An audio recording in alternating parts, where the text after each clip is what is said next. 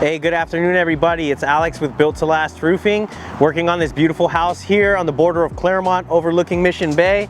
And what we're doing here on this project is replacing this asphalt shingle roof. So we had to do a solar removal reinstallation. We're replacing all the asphalt shingles.